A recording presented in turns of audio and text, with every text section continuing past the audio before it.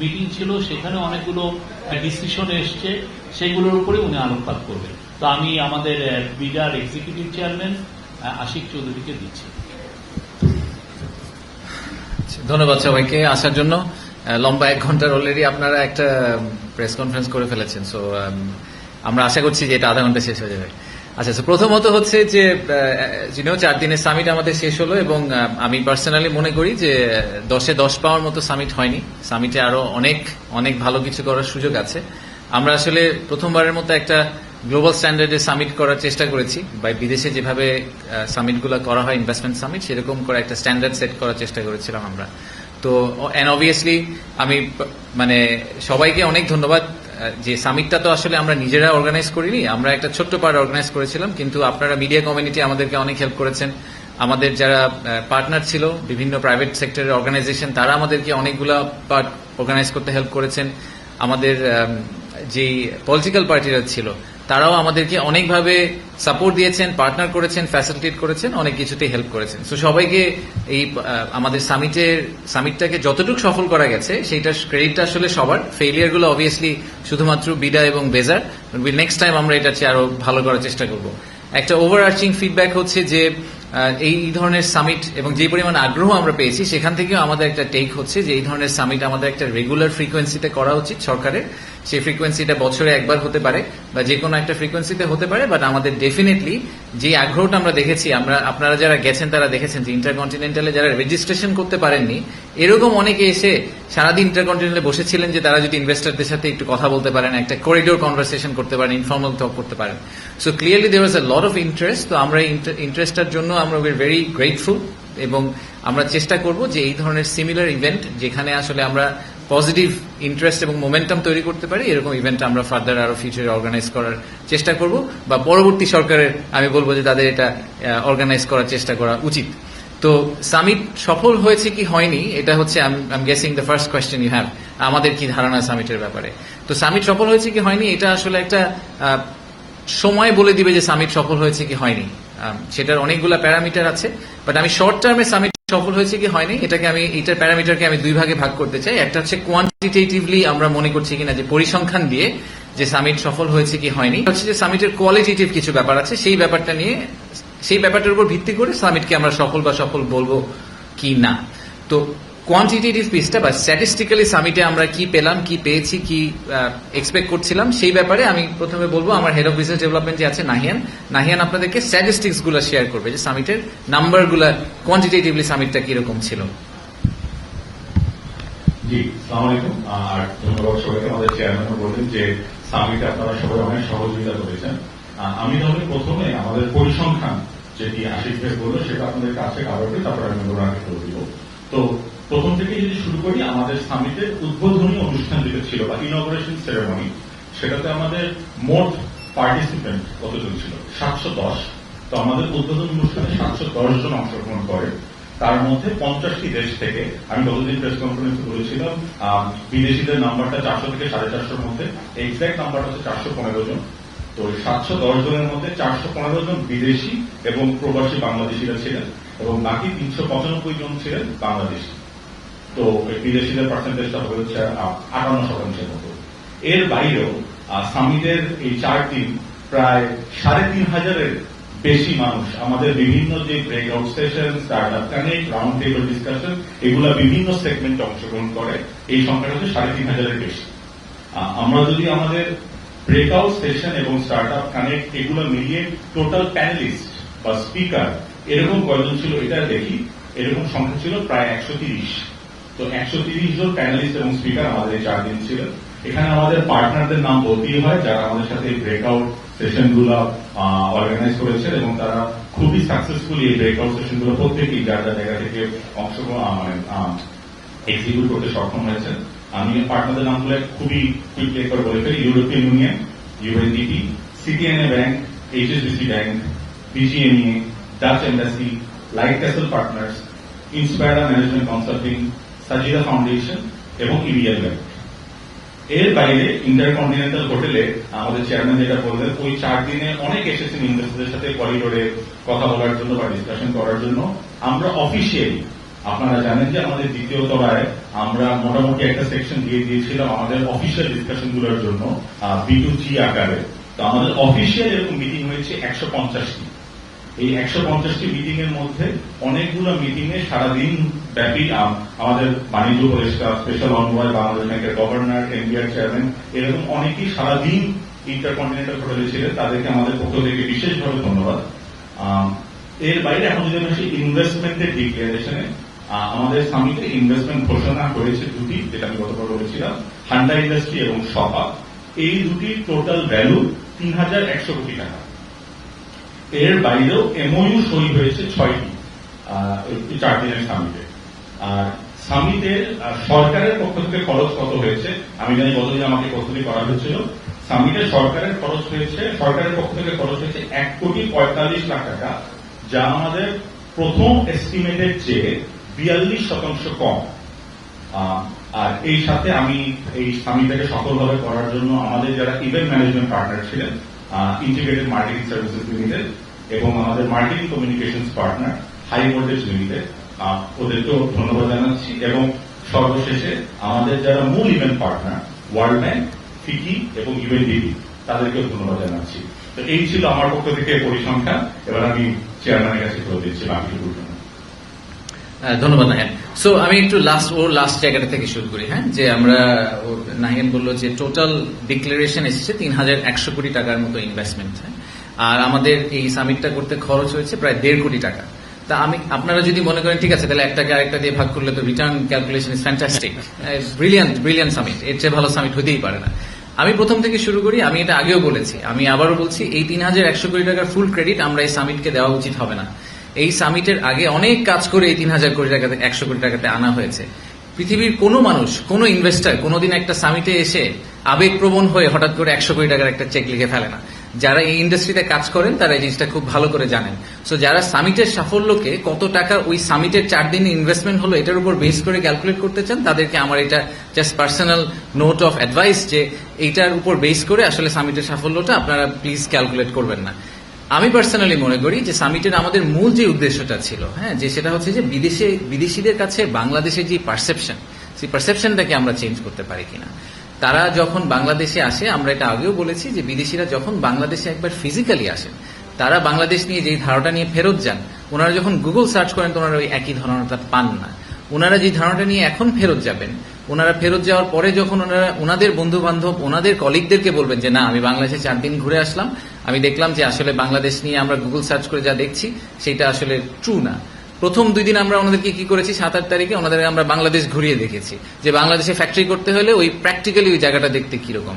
9 তারিখ সকালে আমরা ওনাদেরকে আমাদের ভিশনটা দেওয়ার চেষ্টা করেছি, আমরা কোথায় আছি, কোথায় যাওয়ার চেষ্টা করছি।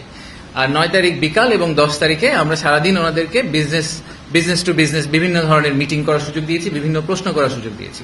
সো এই ফুল ওভারঅল 360 ভিউ যেটা আমরা দেওয়ার চেষ্টা করেছি, সেটা থেকে আমাদের এখন পর্যন্ত যে ফিডব্যাক বিদেশিদের কাছ থেকে সেটা হচ্ছে যে ওনারা খুবই খুশি হয়েছেন যে আমরা ওনাদেরকে এরকম একটা অপরচুনিটি দিয়েছি এবং সেখান থেকে ওনারা ডেফিনেটলি অনেক ইনফরমেশন নিয়ে ফেরত গেলেন। ওনারা আমাদের যেটা মেইন উদ্দেশ্য যে বাংলাদেশ যাতে খাবার মেনু থেকে প্রথমেই বাদ পড়ে না যায়, যদি মেনু থেকে আমরা বাদ পড়ে না যাই তাহলে অর্ডার করা তো অনেক পরের কথা।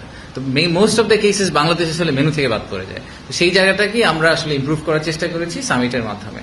আর দ্বিতীয়ত হচ্ছে যে আমি আরেকটা কথা ডেফিনেটলি বলতে চাই, সেটা হচ্ছে যে আমার প্রেজেন্টেশন নিয়ে অনেক কথাবার্তা হয়েছে। অনেককে ধন্যবাদ, সোশ্যাল মিডিয়াতে যারা প্রশংসা করেছেন আমাকে ধন্যবাদ জানিয়েছেন। আমি জেনুইনলি মনে করি এটা আমার চাকরির অংশ, দিস ইজ মাই জব। আমার কাজই হচ্ছে বাংলাদেশকে নিয়ে, বাংলাদেশকে প্রেজেন্ট করা, বাংলাদেশকে সেল করার চেষ্টা করা বিদেশি বিনিয়োগকারীদের কাছে। তো সেল করার চেষ্টা করাটার জন্য এটা আলাদা প্রশংসা কিছু নাই। যে বিদার চেয়ারম্যান হবেন ভবিষ্যতে ওনাদের এক্স্যাক্টলি এই এক্সিকিউশনটাই করতে হবে, এটাই ওনার কাজ। সো এটার জন্য আলাদা করে বলার কিছু নাই। আর এই প্রেজেন্টেশন বানানো বলেন, ফুল প্রোগ্রামটা অর্গানাইজ করার পিছিয়ে অনেক মানুষ একসাথে কাজ করেছেন। সো ক্রেডিটটা আসলে সবার একসাথে প্রাপ্য। তো আমি আবারও একটু সামারাইজ করি যে আমাদের সামিটের সফট যেই উদ্দেশ্যটা ছিল, যেটা কোয়ালিটেটিভ এন্ড যেটা প্রবাবলি দি মোস্ট ইম্পর্টেন্ট উদ্দেশ্য, সেটা হচ্ছে যে তাদের পারসেপশনটা চেঞ্জ করা। আমরা একই সাথে সংস্কারের কাজ করব, একই সাথে আমরা বিনিয়োগ ব্যবস্থা উন্নতি করার চেষ্টা করব, বাট একই সাথে আমাদের একটা পাইপলাইন বিল্ড করতে হবে। কারণ এই ইনভেস্টার 12 মাস পরে যদি বাংলাদেশে ইনভেস্ট করার ডিসিশনটা নিবেন, ততদিনে হয়তো আমরা ইনভেস্টমেন্টের সিচুয়েশনটা ইমপ্রুভ করে ফেলতে পারবো আগামী 12 মাসে। কিন্তু আমরা যদি এখন বলি যে ভাই না, আমার আসলে আমার তো ইনভেস্টমেন্টের অবস্থা ভালো না, আপনি 12 মাস পরে আমার সাথে কথা বলেন, আমি এখন আপনার সাথে কথা বলতে চাই না, একটু ওয়েট করেন। আমরা সামিট এখন কেন করলাম এই কোয়েশ্চেনটা যদি আপনাদের ক্ল্যারিটি চান, সেই ক্ল্যারিটি আমি আপনাদেরকে দেওয়ার চেষ্টা করছি যে পাইপলাইন বিল্ডিং এবং reform they have to go hand in hand, পাশাপাশি প্যারালালি যেতে হবে, যাতে by the time reform is finish the pipeline is big enough. এবং সেটাই হচ্ছে বিজনেস ডেভেলপমেন্ট টিমের কাজ, যে তারা পাইপলাইনটাকে ট্র্যাক করে এমন একটা জায়গায় নিয়ে যাবে যে তখন ইনভেস্টর ইনভেস্ট করতে রাজি হবে। সো এগেন আমি জাস্ট একটু সামারাইজ করলাম আপনাদেরকে। লেটস টেক কিউএনএ, যেহেতু আমাদের হাতে সময় খুব কম, আমাদের হাতে 15 থেকে 20 মিনিট সময় আছে। সো একটু স্পেসিফিক কাইন্ডলি কোয়েশ্চেন করবেন so that we can answer most of your questions. Thank you. Please কোশ্চেনে থাকবেন। আসসালামাইকুম, আমার নাম ইমদাদ, আমি দৈনিক বাংলাদেশ পত্রিকার রিপোর্টার। আমার প্রথম হলো যে বিনিয়োগ সামিটে অনেক কিছু ইতিবাচক দিক আছে, আর হলো যে আমার একটা জানার জায়গা, সেটা হচ্ছে বিনিয়োগের ক্ষেত্রে স্টক মার্কেটের একটা বড় পার্ট থাকে, কিন্তু এই সামিটে মার্কেটে খুব একটা গুরুত্ব দেওয়া হয়নি, বা আমরা সেরকম কিছু হতে পারি, সেটা মানে অগুরুত্বপূর্ণ মনে করছেন, সেটা একটা বিষয় জানা। Thank you. নো, একটা কোশ্চেন, অনেকে কোশ্চেন করবে। আচ্ছা, প্রথমত হচ্ছে যে আমি আপনার সাথে এটা একবারই দ্বিমত না যে আমাদের সেকেন্ডারি মার্কেটও আমাদের ইনভেস্টমেন্টের জন্য ইম্পর্টেন্ট। আমাদের টোটাল জিডিপির সাইজের তুলনায় বা আমাদের মার্কেটে যে মানি মার্কেটে যে ফ্লো হয় ক্যাশের, সেটার তুলনায় কিন্তু অন্যান্য বড় দেশের তুলনায় আমাদের স্টক মার্কেটটা রিলেটিভলি ছোট। সো ইয়েস, স্টক মার্কেটের ইম্পর্টেন্স অনেক আছে, বাট এমন না যে আমাদের বাংলাদেশের ইকোনমি বা জিডিপির movement entirely stock market dependent. So এটা একটা পয়েন্ট আমাদেরকে একটু মাথায় রাখতে হবে। আর দ্বিতীয়ত হচ্ছে যে আমাদের এইবারের ফোকাসটা ছিল হচ্ছে গিয়ে প্রাইমারি ইনভেস্টর, যারা একদম প্রাইমারি লেভেলে কোম্পানিতে ইকুইটি ইনভেস্ট করবেন, তারা সেকেন্ডারি মার্কেটের ইনভেস্টরের প্লেয়ার না। আপনারা দেখবেন যে আমরা ভেঞ্চার ক্যাপিটাল অনেক ফার্মকে করেছি, যারা আর্লি স্টেজ স্টার্ট আপদেরকে ইনভেস্ট করে। আমরা অনেক আবার আরো বড় বড় ইন্ডাস্ট্রিয়াল কোম্পানিতেও ইনভেস্ট করার জন্য যারা ইনভেস্টার যোগ্য আছেন তাদেরকেও বলেছি। সো আমাদের ফোকাসটা একটু প্রাইমারি মার্কেট ছিল। টু বি অনেস্ট, আমার মনে হয় যে সেকেন্ডারি মার্কেটের যারা ইনভেস্টার, তাদের ইনভেস্টমেন্টের ডিসিশন সেট এবং যে ক্রাইটেরিয়া, সেগুলো খুবই সিগনিফিকেন্টলি ডিফারেন্ট। আপনি যে সেকেন্ডারি মার্কেট ইনভেস্ট করবে তাকে আসলে কেপিএস এর ঘুরাই নিয়ে আসার কিছু নাই। সে স্টক মার্কেটের ওই ডিএসসির ওয়েবসাইট দেখে, ডিএসসির পুরো আপনার ট্রেন্ড দেখে অনেক ডিসিশন নিয়ে ফেলেন। সো তাদের জন্য যদি আমাদের কিছু প্রোগ্রাম করতে হয়, তাদেরকে আমাদের একটা ইন্ডিপেন্ডেন্টলি টেইলার্ড একটা ওয়েতে ওনাদেরকে ইনভাইট করতে হবে। সো এইটার সাথে মিক্স করা একটু ইজ এ বিট ডিফিকাল্ট। এই জন্য আমরা ওনাদেরকে এইবার স্কোপের বাইরে রেখেছি। আগামীবার হয়তো আমরা আরেকটু ব্লেন্ডেড করার চেষ্টা করবো, বাট আমাদেরকে মাথায় রাখতে হবে যে এই দুই ইনভেস্টারের decision set, criteria, due diligence, all of this things are very different. So ওনাদেরকে একসাথে মিক্স করে আসলে খুব একটা লাভ হবে না। আমার নাম শাওন হাসনাত, আমি আছি টিডিএসে। আমি খরচটা আপনারা জানিয়ে দিয়েছেন, এর জন্য ধন্যবাদ। তো আমি যেটা জানতে চাচ্ছি যে আপনারা একটা পাইপলাইন এবং একটা রোড ম্যাপ করতে চাচ্ছি, এই রোড ম্যাপে কারা? আমরা দেখেছি ডিপি ওয়ার্ল্ড এসেছে, ইন্ডিটেক্স এসেছে, হোলডিপ এসেছে, এর বাইরে আর কোন কোন প্লেয়াররা আছে? আচ্ছা, যেগুলো আপনারা দেখেছেন তারা হচ্ছে এত বড় ব্র্যান্ড যে তাদেরকে আপনারা স্পেসিফিক্যালি আইডেন্টিফাই করে ফেলেছেন। তো এরকম একটা বড় লিস্ট অফ ইনভেস্টর আমাদের কাছে আছে, কিন্তু to be very frank, investor যারা ইনভেস্টমেন্ট নিয়ে চিন্তা ভাবনা করছেন তারা কিন্তু চান না যে ওনাদের নামগুলো পাবলিক ডোমেইনে এরকম বড় করে আসতে থাকুক। সো আমি আসলে পার্সোনালি আপনাকে ডিসক্লোজ করতে পারবো না কোন 20টা কোম্পানি আমার সাথে এই মুহূর্তে কথা বলছে। ইফ দ্য নাম্বার ইজ 20, আমি বলছি না নাম্বারটা 20, বা যতগুলো কোম্পানি আমার সাথে কথা বলছে তার অনুমতি ছাড়া তার ইনফরমেশনটাও আমার আসলে আপনার কাছে শেয়ার করা উচিত, কারণ উনি তো একটা ইনভেস্টমেন্ট ডিসিশন প্রসেসের ভিতর দিয়ে যাচ্ছেন। যেই নামগুলো আপনারা শুনেছেন, কারণ ওখানে এত সিনিয়র এক্সিকিউটিভ এসেছেন যে সেই কারণে তার নামটা বেশ চালু হয়ে গেছে, but not necessarily what we should be marketing specifically, যে কে কত টাকা ইনভেস্ট করার চিন্তা করছেন বা কি করছেন। এই ইনফরমেশনটা যখন তারা ইনভেস্ট করবেন বা একটা ফাইনাল ডিসিশন পয়েন্টে চলে যাবেন, তখন আমরা সেটা ডিসক্লোজ করতে পারি, যেরকম আমরা হান্দা বা শপাপের ক্ষেত্রে করেছি। জি, আমি ইরাকশামস কালেকন্ডে কাজ করি। আচ্ছা, একটু হাত উঠালে আমার জন্য সুবিধা হয়। Thank you. আমার আপনার কথাগুলোর সাথে আমিও একমত যে ইনভেস্টমেন্টের ফিগার আমার কাছে এখন মুখ্য নয়, কিন্তু আপনি যেটা বলেছেন যে বিভিন্ন কোম্পানি এখানে এসেছে বা তারা আলোচনা করেছে, আমি জানতে চাচ্ছিলাম যে আমাদের জিডিপি ইনভেস্টমেন্ট যে গ্রোথ, সেটার ক্ষেত্রে এই ইনভেস্টমেন্ট সামিট কতটা প্রভাব রাখবে, পরিবর্তন আগামী দিনে হতে পারে। আর ছয়টা কোম্পানির সঙ্গে যে এমইউ হয়েছে সেই ছয়টা কোম্পানি সম্পর্কে যদি বলছি যেটা এমইউ হয়ে গেছে। আপনি দুইটা প্রশ্ন করে ফেললেন সুযোগে। আচ্ছা, প্রথমটা হচ্ছে যে জিডিপির সাথে জিডিপিতে এটার কন্ট্রিবিউশন কিরকম হতে পারে। আমি একটু আগে বলেছি যে এটার সময় বলে দিবে, এই কারণে যে এই যে পাইপলাইনটা আমরা এখন বিল করছি এটার মেটেরিয়ালাইজেশন হবে হয়তো 2026-27 সালে গিয়ে। তো 26-27 সালের GDP to FDI to GDP রেশিওটা যদি সিগনিফিকেন্টলি ইমপ্রুভ করে তাহলে আমাদের বলতে হবে যে আমাদের 2025 সালের সামিটটা আসলে সাকসেসফুল ছিল। এটা আমার কাছে এখন বসে বলা সম্ভব না, নাম্বার ওয়ান। নাম্বার টু হচ্ছে যে ইনভেস্টমেন্ট ডিসিশন শুধু সামিটের উপর বেস করা হয় না। সামিট হচ্ছে প্রথম ধাপ, তাই না? এরপরে আমাদেরকে এই পাইপলাইনটাকে নার্চার করতে হবে। সো সরকারের বিভিন্ন এজেন্সিকে আসলে একই সাথে কাজ করে এই পাইপলাইনটাকে বিল্ড করতে পারতে হবে। এবং তৃতীয়ত হচ্ছে যে আরো অনেক ম্যাক্রো ইকোনমিক ফ্যাক্টর অবভিয়াসলি থাকে। দেশের ইনফ্লেশন একটা ইস্যু, ফর এক্সাম্পল এখন ইনফ্লেশন একটা কন্ট্রোল পজিশনে চলে এসেছে, ইকোনমিক ডেভেলপমেন্ট এবং অনেক ধরনের ফ্যাক্টর থাকে। সেইগুলাকে সবগুলাকে কনসিডারেশনে নিয়ে ফাইনালি এফডিআই নাম্বারটা আসলে ইন্টারপ্রিটেড হয়।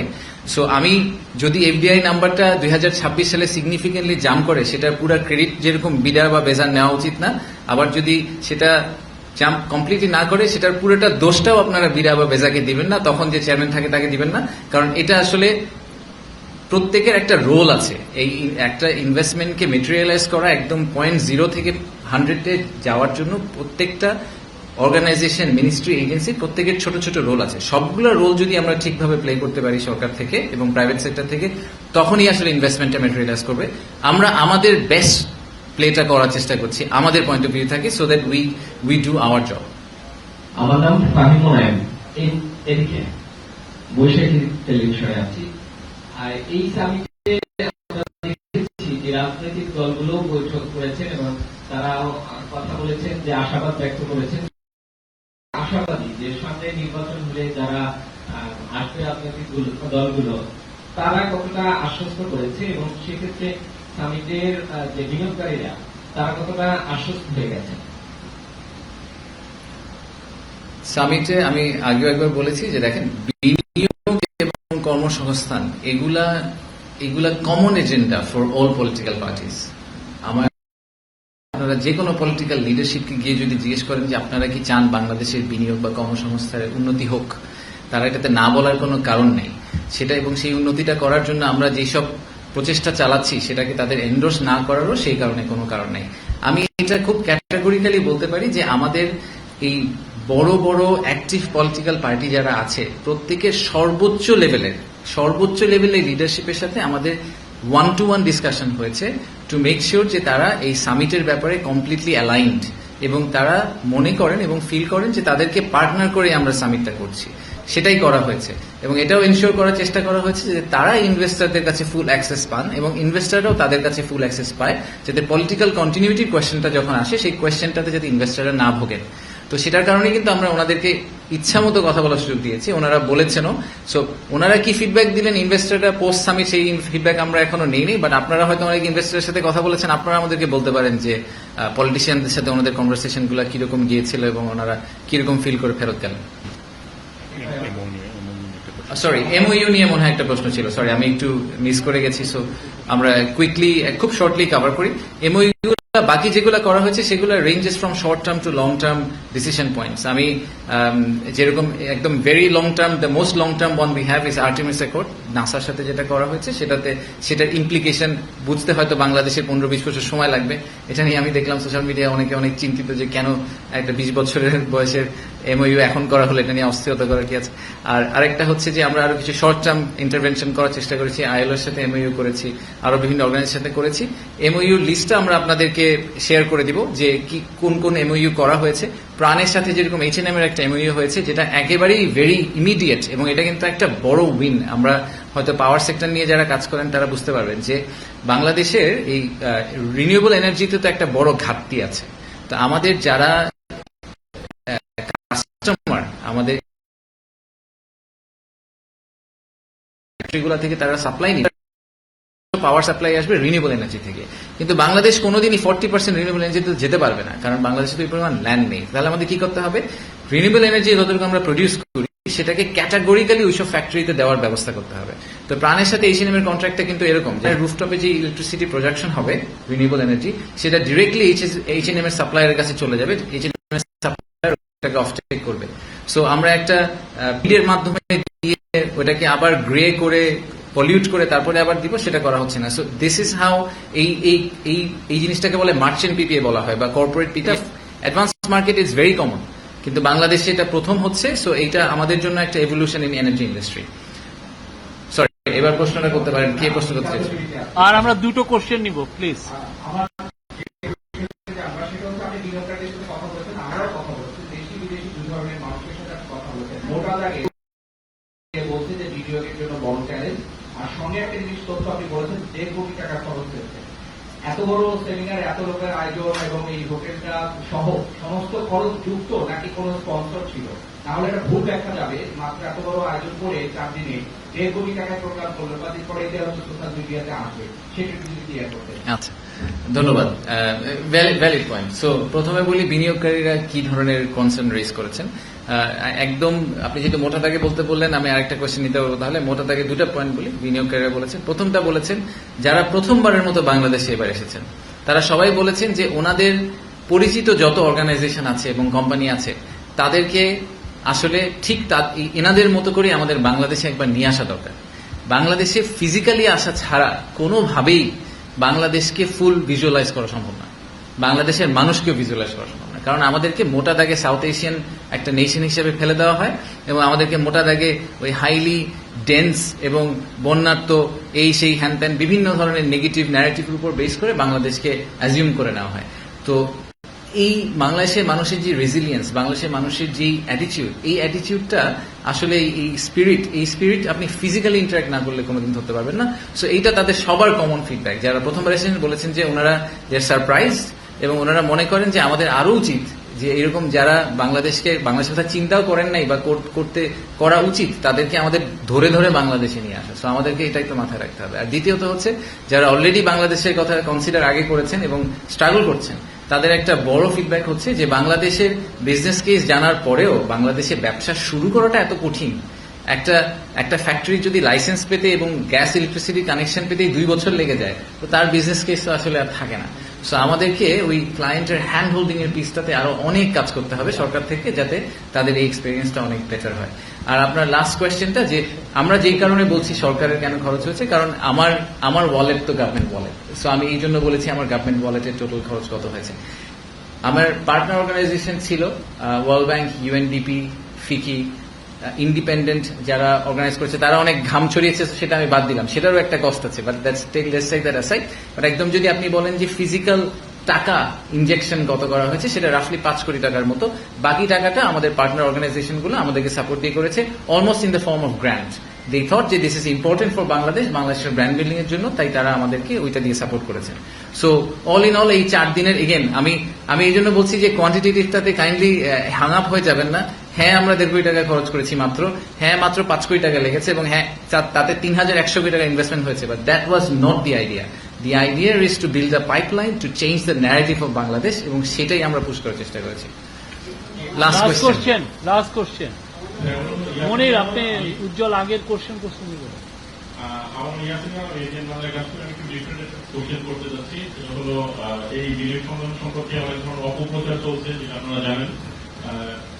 প্রতিত আওয়ামী লীগ সরকার এক ধরনের অপপ্রচার করছে যে তার অতীতে যে ধরনের সম্মেলনগুলো করতো, তারা বিদেশি হিসেবে ট্যাক্সি ড্রাইভার, তারপরে রেস্টুরেন্টে কাজ করছে, তাদেরকে বিনিয়োগকারী সাজিয়ে তারা হলো বিনিয়োগ সম্মেলন করতো, এবং তারা এবারও বলার চেষ্টা করছে এই সরকারও এই ধরনের ফেক ইনভেস্টার এনে তারা এক ধরনের এই সম্মেলনটা করেছে।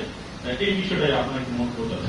আচ্ছা ভাই, আমি ভাবলাম আপনি ডিফারেন্ট কোয়েশ্চেন বলে আমার স্কাই ডাইভ নিয়ে প্রশ্ন করবেন। আপনি এখান থেকে কমপ্লিটলি একটা বেসিক কোয়েশ্চেন করলেন। আপনাদের সবাইকে আমরা 100% অ্যাক্সেস দেওয়ার চেষ্টা করেছি। অনেক সময় অনেক ইভেন্টে অ্যাক্সেস দিতে পারিনি, কারণ এত মানুষ ছিল, ক্রাউডেড হয়ে গেছিল যে আমরা সুযোগ পাইনি। বাট আমি আশা করছি যে আপনারা সবাই কোনো না কোনো সময় সামিটে কখনো এক সময় না এক সময় গিয়েছিলেন, আপনারা ইনভেস্টারদের সাথে কথা বলার চেষ্টা করেছেন, তাদেরকেও আমরা ফুল অ্যাক্সেস দিয়েছি যাতে আপনাদের সাথে কথা বলতে পারে। সো এই প্রশ্নের জবাব আমার দেওয়া উচিত না, এই প্রশ্নের জবাব আপনারা দিবেন, মিডিয়া দিবে, এই প্রশ্নের জবাব জেনারেল পাবলিক দিবে, বাংলাদেশের লোকাল ইনভেস্টাররা দিবে, যে যারা এসেছে তারা কি নিউ ইয়র্কের ট্যাক্সি ড্রাইভার নাকি সে আসলে নিউ ইয়র্কের একজন ইনভেস্টার। সেই প্রশ্নটা আসলে আপনাদের কাছে আমার ফেরত দেওয়া উচিত, এই প্রশ্নের উত্তর আমার দেওয়ার দরকার নেই।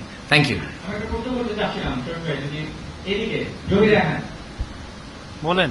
আচ্ছা, সেটা হলো উনি- পরবর্তী সংবাদ করা হচ্ছে, সেখানে মিডিয়ার পক্ষ থেকে মাহমুদ স্যার বলেছেন, মেম্বার লিডার, তিনি বলছেন যে গত যে সামিট আয়োজন করছে লিডার, তার অভিজ্ঞতা আছে, তখন অনেক বিনিয়োগ প্রস্তাব আসছে, কিন্তু সেটা এখন একটু বিনিয়োগ আসছে, এবার তারা ট্র্যাক করবে যারা করবে। আপনি আসলে কোন প্রসেসটা ফলো করবেন যে পোটেনশিয়াল বিনিয়োগকারীদের বাংলাদেশের বিনিয়োগ অ্যাকচুয়াল বিনিয়োগে আসতে পারে, এটা যদি বলতেন। ধন্যবাদ। আচ্ছা, আপনি প্রশ্ন না করলে তো আমাদের কোনো সমস্যাগুলো শেষ হয় না, উনি কিন্তু প্রত্যেক সমস্যাগুলো একটা আচ্ছা, সো আপনার দেখেন, আমি খুব একদম ফাউন্ডেশনাল পয়েন্ট থেকে শুরু করি। আমরা যখন সামিটের রেজিস্ট্রেশন নিয়েছি তখন আমরা ক্যাটাগরিক্যালি তাদের ইমেল অ্যাড্রেস, কন্ট্যাক্ট নাম্বার, প্রত্যেকটা জিনিস খুব ডিলিজেন্টলি নিয়েছি, ইচ্ছা করে নিয়েছি, কারণ আমাদের মেইন টার্গেট ছিল যে ওনারা আসুক আর না আসুক, ওনারা যেহেতু রেজিস্ট্রেশন করেছেন তার মানে ওনারা আগ্রহ দেখিয়েছেন। সো ওনাদেরকে আমরা এরপর থেকে একটা কনস্ট্যান্ট কন্ট্যাক্টের মধ্যে রাখার চেষ্টা করবো। তা আমরা এই সামিট শেষ হয়েছে, আমরা এখন ওনাদেরকে একটা থ্যাংক ইউ মেইল পাঠাবো আসার জন্য। তারপরে আমরা বলবো যে আপনাদের সাথে আমাদের এই মানুষের কথা হয়েছিল, এই ফিডব্যাক ছিল, তো আপনারা এরপরে আপনাদের ফার্দার কোনো কোয়েশ্চেন আছে কিনা। তারপরে অনেক পিরিয়ড আমরা ওনাদের কাছে যে আপনার কি আর কোনো ফার্দার ডিসিশন হলো কিনা, আপনি করতে চান কিনা। এই business development is a science, এবং business development as a science corporate ওয়ার্ল্ডে খুব কমনলি এক্সারসাইজ করা হয়, ব্যাংকিং সেক্টর এক্সারসাইজ করা হয়, বিভিন্ন সেক্টর এক্সারসাইজ করা হয়। So it's not a rocket science, it's a very simple structured approach. সেই স্ট্রাকচার্ড অ্যাপ্রোচের ভিতর দিয়ে আমরা এই পাইপলাইনটাকে নেওয়ার চেষ্টা করবো। Maybe we will succeed, maybe we will not, but we will try our best যে 100 জন ইনভেস্টরের মধ্যে থেকে অ্যাটলিস্ট আমরা কনভার্ট করতে পারি। আমরা যদি আবারও সেই এক টপিকে, যদিও আমাদের এটা ফেরত যাওয়া উচিত না, এবার আমরা ফেরত যাই যে এই ফুল সামিটে যারা প্রথমবার আসলেন তাদের মধ্যে যদি একটা $100 মিলিয়ন ইনভেস্টমেন্ট হয়, দ্যাট উইড বি 1000 কোটি টাকা, 1200 কোটি টাকা ইনভেস্টমেন্ট। একটা 1200 কোটি টাকা ইনভেস্টমেন্ট হয় আমাদের দের আর পার্টনারদের 3.5, টোটাল 5 কোটি টাকার খরচে। That should be a big success for this summit. So I am not worried about the success of the summit from a quantitative point of view. সেটা less important. যেটা ইম্পর্টেন্ট হচ্ছে যে ইনভেস্টরদেরকে আমাদের রাইট এক্সপিরিয়েন্সটা দেওয়া, যাতে ইনভেস্টর ইনভেস্ট করুক আর না করুক, বাংলাদেশ নিয়ে দুইটা ভালো কথা বলে, খারাপ কথা না বলে। আচ্ছা, আর আজকে বিডা এবং বেজার এক্সিকিউটিভ কমিটির আজকে মিটিং হয়েছে আমাদের মাননীয় চিফ অ্যাডভাইজারের নেতৃত্বে। ওইখানে অনেকগুলো ডিসিশন, তার মধ্যে একটা ছিল হচ্ছে যে থার্ড টার্মিনাল কত দ্রুত এটা চালু করা যায়, সেই জন্য একটা কমিটি করে দেওয়া হচ্ছে, তারা কাজ করবে। আর একটা হচ্ছে যে আপনি জানেন বাংলাদেশে ইনভেস্টমেন্ট অ্যাট্রাক্ট করার জন্য অনেকগুলো এজেন্সি আছে, তো সেইটাকে এই যে অনেকগুলো যে প্রায় 8টা এজেন্সি এটা নিয়ে কাজ করে, ডিপার্টমেন্ট, তো সেটা নিয়ে একটা আমব্রেলার আন্ডারে কিভাবে আনা যায় সেটার জন্য একটা কমিটি করার নির্দেশ দিয়েছে। আর চিফ অ্যাডভাইজার আরো কিছু কিছু জায়গায় নির্দেশনা, যেমন নেপালের জন্য একটা এক্সক্লুসিভ করার কথা উনি বলেছেন, প্রসেসিং জন্য ইকোনমিক জোন করার কথা বলেছেন। আর উনি বলেছেন যে চিটাগাং পোর্টের বিষয়ে, আপনি জানেন অনেকগুলো ফরেন ইনভেস্টর চিটাগাং পোর্টের ইনভেস্ট করতে তারা খুবই আগ্রহী, তো সেই বিষয়ে আমি মাইকটা হস্তান্তর করবো আবার আমাদের এক্সিকিউটিভ চেয়ারম্যানের কাছে, উনি এটা নিয়ে হাইলাইট করবেন চিটাগাং পোর্ট আরো বেশি বিষয়। থ্যাংক ইউ শরীফ ভাই। সো প্রথমত দেখেন, আমরা যে ভিশনটা সেট করার চেষ্টা করছি সেখানে we want to make Bangladesh regional production power house. সেটা করার জন্য যেটা মাস্ট সেটা হচ্ছে পোর্ট কানেক্টিভিটি। পোর্ট কানেক্টিভিটি বলতে আমরা বুঝি যে চিটাগাং এ আমাদের যে কয়টা পোর্ট, একটা চিটাগাং এর এই মুহূর্তে একটা বড় পোর্ট হচ্ছে চিটাগাং পোর্ট, যেটা মেইন পোর্ট এটাকে আমরা বলি। এর সাথে লালদিয়া, পিসিটি, এরকম বেশ কয়েকটা নদীর উপরে পোর্ট আছে, কিন্তু এগুলা কিন্তু সব নদীর পোর্ট, বাংলাদেশে কোনো সামুদ্রিক পোর্ট নেই। So let's start with that. আমরা বে টার্মিনাল নিয়ে অনেক দিন ধরে কথা বলছি, সিঙ্গাপুরের একটা কোম্পানি আছে, দুবাইয়ের একটা কোম্পানি আছে, পিএসএ এবং টিপি ওয়ার্ল্ড, তারা অনেক দিন ধরে চেষ্টা করছে।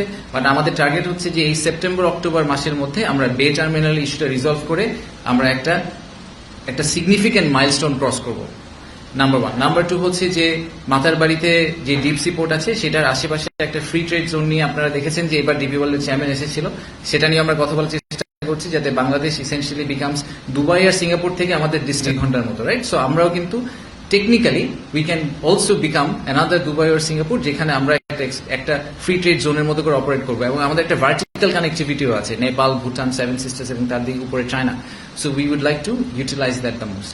সো এইটা একটা বড় ডিসকাশন পয়েন্ট ছিল আমাদের জন্য, যে পোর্ট এবং এয়ারপোর্ট যেগুলোর দ্বারা আমাদের ওভারঅল কানেক্টিভিটিটা ইমপ্রুভ করবে, সেটা আমরা কিভাবে হ্যান্ডেল করছি এবং কত দ্রুত আমরা এই জিনিসগুলার, এই প্রজেক্টগুলাকে এমন একটা পর্যায়ে নিয়ে যেতে পারবো যেটাতে এটা ইটস ফুললি ফাংশনাল।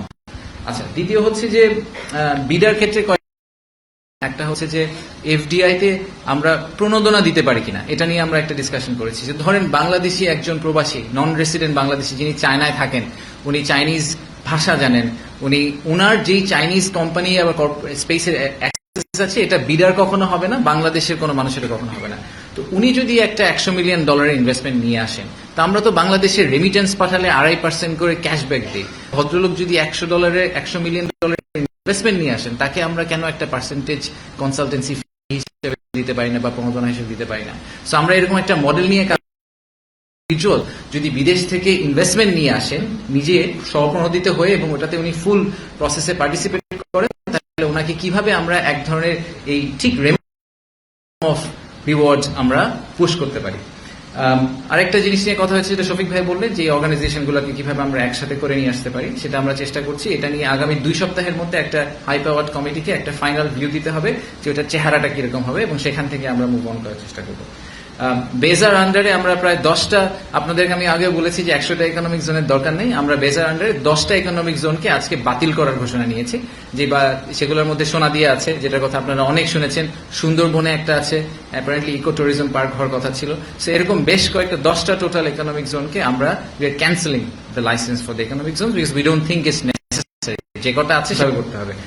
আর এই সাথে আরেকটা জিনিস নিয়ে আমরা কথা বলেছি, সেটা হচ্ছে যে ভবিষ্যতে যখন ইকোনমিক জোন ডিটারমিন করা হবে, তো সেই ইকোনমিক জোন ডিটারমিন করার যে প্রসেসটা, এটা প্রচন্ড সাবজেক্টিভ এই মুহূর্তে, এবং বেজা ইউনিল্যাটারালি অনেক সময় ইকোনমিক জোন ডিক্লেয়ার করে ফেলতে পারে প্রধান উপদেষ্টার কার্যালয় বা প্রধানমন্ত্রীর কার্যালয়ের সাপোর্টে। বাট আমরা যেটা মনে করি যে এটা করলে যেটা সমস্যাটা হয়, সেটা হচ্ছে যে ইকোনমিক জোন ডিক্লেয়ার করার পরে যখন গ্যাস, পানির এবং মিনিস্ট্রি অফ এনভায়রনমেন্টের কাছ থেকে এনভায়রনমেন্ট পারমিট নিতে যায়, ওই পারমিশনগুলো আর পাওয়া যায় না এবং তাদের থেকে ওই বাইনগুলো থাকে না। তো আমরা বলতে চাচ্ছি যে ইকোনমিক জোন ডিক্লারেশন প্রসেসের ভিতরে একটা ইন্টার মিনিস্ট্রিয়াল কনসালটেশন হওয়া উচিত এবং অন্যান্য মিনিস্ট্রির বাইন থাকা উচিত, এবং তাদেরকেও একসেপ্ট এবং কমিট করতে হবে যে হ্যাঁ, আমি যদি এই ফেনীতে একটা ইকোনমিক জোন করি, তাহলে ফেনীর ওই ইকোনমিক মিনিস্ট্রির এনভায়রনমেন্ট ক্লিয়ারেন্স দেওয়ার দায়িত্ব মিনিস্ট্রি অফ এনভায়রনমেন্টের, এরকম প্রত্যেকে ফুল কমিটমেন্ট নিয়ে তারপরে আমরা ইকোনমিক জোন ডিক্লেয়ার করব, তার আগে আমরা ডিক্লেয়ার করব না। কারণ সেটা করার পরে এই যে আমরা বছরের পর বছর ধরে ঝুলে থাকি, আমরা ইনভেস্টরদেরকে অ্যাক্সেসটা দিতে পারি না। সেগুলো হচ্ছে সাম অফ দ্য কি ডিসিশনস মেড। এবং আচ্ছা সরি, হ্যাঁ, ওয়ান স্টপ সার্ভিস নিয়ে অনেক লম্বা কথা হয়েছে আজকে। আমরা এই ওয়ান স্টপ সার্ভিস নিয়ে অনেকদিন ধরে ঘুরপাক খাচ্ছি। তো একটা বড়, আমি সাথে কথা বলে সবসময় যেটা শুনি, সেটা হচ্ছে এখানে 2টা সমস্যা। একটা হচ্ছে যে ওয়ান স্টপ সার্ভিস, যেটাকে আমরা ডিজিটাল বলি, এটা এখন অনেক ক্ষেত্রেই ম্যানুয়াল। তাদেরকে ম্যানুয়ালি বিভিন্ন জায়গায় গিয়ে কাজ করতে হয়। তো প্রধান উপদেষ্টা একটা নির্দেশনা দিয়েছেন যে কোনো সার্ভিস যেটা ম্যানুয়াল বা তার পাশাপাশি ডিজিটাল সার্ভিসও সফটওয়্যার সার্ভিস আছে, সেখানে ম্যানুয়াল সার্ভিসটা আগামী 1 মাসের মধ্যে বন্ধ করে দিতে হবে। Everything will be digital. তাতে যেটা সুবিধা হবে সেটা হচ্ছে রেন্ট সিকিং বিহেভিয়ার সিগনিং হয়ে যাবে। আর দ্বিতীয়ত হচ্ছে যে উনি বলেছেন, যেটা আমাদের প্রস্তাব ছিল, যে ইনভেস্টরের পয়েন্ট অফ ভিউ থেকে সে একটা সিঙ্গেল পজিশনে তার ল্যান্ড করা উচিত। তাকে একটা সবসময় একটা সিঙ্গেল ওয়েবসাইটে যেতে হবে। সো আমরা ওটাকে ধরেন যদি বলি বাংলাদেশ ইনভেস্টমেন্ট পোর্টাল, সে বাংলাদেশ ইনভেস্টমেন্ট পোর্টালে লগ ইন করবে, তার যার কাছে সার্ভিস লাগবে সেটা ব্যাক এন্ডে সরকার ম্যানেজ করবে। তার যদি ব্যবসার সার্ভিস লাগে, তাহলে ওই সফটওয়্যার তাকে ব্যবসার রুটে নিয়ে যাবে, বাট তার জন্য একটা সিঙ্গেল ইন্টারফেস করতে হবে। এখন যেটা হয়, আপনার ট্রেড লাইসেন্স করতে গেলে যেতে হয় আরজিএসসির ওয়েবসাইটে, আপনার ল্যান্ডের বিউটেশন করতে হলে যেতে হয় ল্যান্ডের ওয়েবসাইটে, আপনাকে ব্যবসা সার্ভিস পেতে হলে যেতে হবে ব্যবসার ওয়েবসাইটে, বেজা সার্ভিস পেতে হলে বেজার ওয়েবসাইটে। None of these are realistic. যে কোনো ইনভেস্টারের জন্য এটা প্রচন্ড পেইনফুল, স্পেশালি বিদেশিদের জন্য আরো পেইনফুল, কারণ ওনারা বুঝেনি না যে কোথায় থেকে শুরু করতে হবে। তো এইটাকে আমরা বন্ধ করে আমরা একটা সিঙ্গুলার ল্যান্ডিং প্ল্যাটফর্মে নিয়ে আসার ডিসিশন নিয়েছি। সো একদম টপ লেভেলে ওভারলেইং একটা লেয়ার থাকবে যেখানে ইনভেস্টার ল্যান্ড করবেন, তারপরে সফটওয়্যার তাকে ডিফারেন্ট ডিরেকশনে ডিরেক্ট করে দিবে ডিপেন্ডিং অন তার রিকোয়ারমেন্ট। সো এরকম একটা ডিসিশন নেওয়া হয়েছে আজকে ওয়ান স্টপ সার্ভিসের। তো এগুলোই মেজর ডিসিশনস, বাট আমাদের এই ডিসিশনটাও নেওয়া হয়েছে যে গভর্নিং বোর্ডের মিটিং, আপনারা জানি না ওনাকে জানেন কিনা, যে বেজা আর বিডার শেষ গভর্নিং বোর্ড অগাস্ট 2020 সালে, পিপিপি অথরিটিটা হয়েছে 2019 সালে, আর বেবজাটা সম্ভবত 2018 সালে। রাইট, আচ্ছা, এটা আমি ফেরত আসছি, এটা গভর্নিং বোর্ডের বাইরের টপিক, আমি ফেরত আসছি এখন। সো এই প্রত্যেকটা গভর্নিং বোর্ডের মিটিং 5, 6, 7 বছর পর পর হচ্ছে। This is not a structured approach. Governing বোর্ডের মিটিং অ্যাটলিস্ট প্রতি 3 মাস পর পর হওয়া উচিত, ওয়ার্স্ট কেস 6 মাস পর পর, কারণ অনেক সিদ্ধান্ত গভর্নিং বোর্ডের ছাড়া এই অর্গানাইজেশনগুলো নিতে পারে না। প্রধান উপদেষ্টা বলেছেন আগামী মাসে নেক্সট গভর্নিং বোর্ডের মিটিংটা হবে। সো আমরা একটু ফ্রিকোয়েন্সি বাড়ানোর চেষ্টা করছি। লাস্ট একটা টপিক, সেটা হচ্ছে যে ট্রান্সশিপমেন্ট নিয়ে অনেক কথাবার্তা হচ্ছে। তো আজকে ওখানে কমার্স উপদেষ্টাও ছিলেন। তো তো আমরা এটাকে আসলে একটা অপরচুনিটি হিসেবে দেখছি, নট নেসেসারিলি যে ট্রান্সশিপমেন্ট চলে যাওয়াতে আমাদের খুব লাভ হয়েছে সেটা আমি বলছি না, আমি বলছি এটাকে অপরচুনিটি এই কারণে, আমি জানি না আপনারা এই পুরো সিচুয়েশনটা জানেন কিনা, সেটা হচ্ছে যে আশুলিয়াতে যদি একটা ফ্যাক্টরিতে বা গাজীপুরে একটা ফ্যাক্টরিতে একটা টি শার্ট প্রডিউস করা হয়, সেই টি শার্টটা বিভিন্নভাবে, ধরেন যারা, আমরা যারা নিয়ে অনেক কথা বলবো, লেটস টেক যারা এজ এন এক্সাম্পল, যারার একটা টি শার্ট প্রডিউস করা হয়, আমরা মনে করি যেটা পর্তুগালের একটা স্টোরে ফাইনালি এন্ড আপ করবে, ঠিক আছে? সে কি করবে, তার হাতে কয়েকটা অপশন আছে। একটা হচ্ছে সে আশুলিয়া থেকে ঢাকা এয়ারপোর্টে আসবে, তারপর ঢাকা এয়ারপোর্ট থেকে ফ্লাই করে পর্তুগাল যাবে, পর্তুগাল যেয়ে বা পর্তুগালের কোনো ওয়্যার হাউসিং একটা সিটিতে যাবে, সেখান থেকে ওই স্টোরে চলে যাবে। আরেকটা অপশন হচ্ছে সে ট্রাকে করে কলকাতা যাবে বা ট্রাকে করে দিল্লি যাবে, সেখান থেকে ফ্লাই করে সে ওখানে যাবে। তো যখন সে ট্রাকে করে আরেকটা দেশে যাবে, ওখানকার এই যে অপারেশনাল চার্জ, এয়ারপোর্ট চার্জ, সব চার্জ কিন্তু ওই দেশ পেয়ে গেল। ফানিলি ইনাফ, বাংলাদেশে এই মুহূর্তে যে সিচুয়েশন, তাতে দিল্লি বা কলকাতা থেকে ফ্লাই করা আমাদের এই সাপ্লায়ারদের জন্য সস্তা ঢাকা থেকে ফ্লাই করার চেয়ে। How is that possible? I have no idea. আমরা গাজীপুরে প্রডিউস করে ঢাকা থেকে ফ্লাই করে নিয়ে যেতে পারছি না, কিন্তু দিল্লি বা কলকাতা থেকে আমরা আরো সস্তায় নিয়ে যেতে পারি। এই কারণে লোকজন ট্রান্সশিপমেন্ট করতে চায়। তো এটাকে আমি এই কারণে অপরচুনিটি হিসেবে দেখি যে আমাদের তো এখন অপশন নাই, আমরা এখন আর কলকাতা দিল্লিতে যেতে পারবো না। সো আমাদের ঢাকা এয়ারপোর্টকে আরো অনেক এফিসিয়েন্ট করতে হবে, তাহলে আমরা বিজনেসটা লুজ করবো। তো ঢাকা এয়ারপোর্টকে এফিসিয়েন্ট করার একটা সুযোগ পাওয়া গেছে, সিলেট এয়ারপোর্টকে এফিসিয়েন্ট করার সুযোগ পাওয়া গেছে, সৈয়দপুর, কক্সবাজার, লালমনিরহাট, বেশ কয়েকটা এয়ারপোর্টকে রিইউটিলাইজ করার একটা সুযোগ পাওয়া গেছে। সো এই অপরচুনিটিটাকে হাতে নিয়ে আমরা ট্রাই করব যে এই ধাক্কায় আমরা কোনোভাবে এয়ারপোর্টগুলোকে আরেকটু এফিসিয়েন্ট, আরেকটু অ্যাক্টিভেট যদি করতে পারি, তাহলে হয়তো আমাদের ওভারঅল ইকোনমির জন্য this will turn out to be a good outcome in the long run. ধন্যবাদ। Thank you. একটা কোশ্চেন,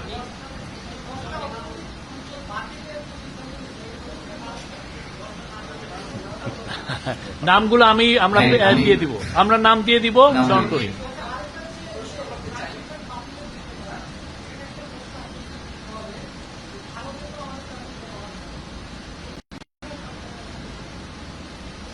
এটা তো বাণিজ্য উপদেষ্টার প্রশ্ন। হ্যাঁ, উনি পরে বলবেন, ওনাকে জিজ্ঞেস করুন। ধন্যবাদ। এটি ভাই,